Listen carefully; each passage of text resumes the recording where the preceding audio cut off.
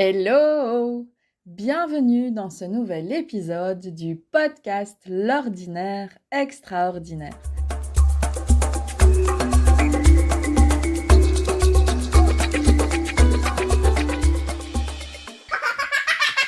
Je suis Sarah et toutes mes créations ont pour intention de contribuer à l'épanouissement de la femme. Il y a peu, j'ai dit à une amie, j'aurais pris soin de mes plantes ou de mes mauvaises herbes.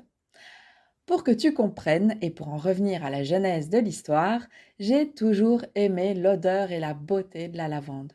Pour autant, je n'ai jamais eu l'envie de réellement connecter avec elle. Et puis, il y a plus ou moins un an, je suis partie vivre un week-end initiatique dans la forêt de Chiny, en Belgique, où j'ai donné naissance à mon tambour.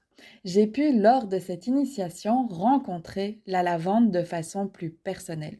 Et à l'époque, ce qui manquait cruellement à ma vie, c'était de l'harmonie. Et quand j'ai rencontré la lavande, c'est précisément ce mot qui est ressorti, harmonie. J'ai donc eu cet élan, cette envie d'en avoir dans mon jardin. Et quand je suis revenue de ce week-end, je me suis immédiatement offert mes semences de lavande, mais je devais attendre le bon moment pour pouvoir les semer.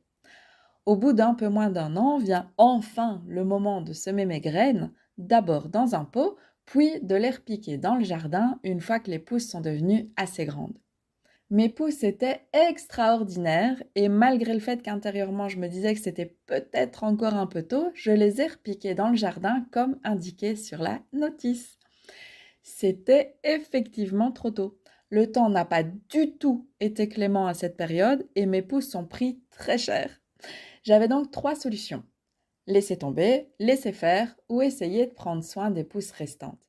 J'ai choisi la 3e option et j'ai repris un maximum de terre où mes pousses étaient pour sauver un maximum de lavande. Évidemment, tu te doutes bien que dans le tas, je n'ai pas gardé que les pousses de lavande.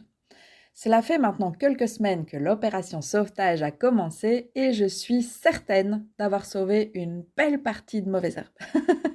Aujourd'hui, je suis encore incapable de dire si je prends soin uniquement de ces mauvaises herbes ou si je suis réellement en train de sauver ma lavande. Et ça m'a fait réaliser que dans nos vies, c'est parfois la même chose. On plante nos graines, on prend nos risques et parfois le résultat n'est pas celui qu'on attendait. Je prône souvent que si ce n'est pas 100% oui, c'est 100% non. Et je le pense réellement. Pour autant, il y a des moments où c'est juste impossible de savoir si c'est 100% oui ou 100% non. C'est uniquement en prenant le risque qu'on sait. Alors oui, peut-être que parfois on ne prend soin que de mauvaises herbes, mais parfois on fait confiance en la vie et ce sont des pousses incroyables qui voient le jour. C'est ça aussi les cadeaux de la vie. Et si aujourd'hui je te fais ce partage, c'est parce que oui, si ça ne vibre pas à 100% oui dans toutes tes cellules, évidemment que c'est 100% non.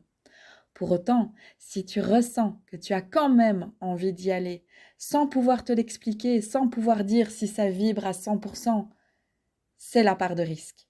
Ça en vaut peut-être la joie de plonger. Et qui sait, ça t'apportera peut-être l'harmonie que tu recherchais tant.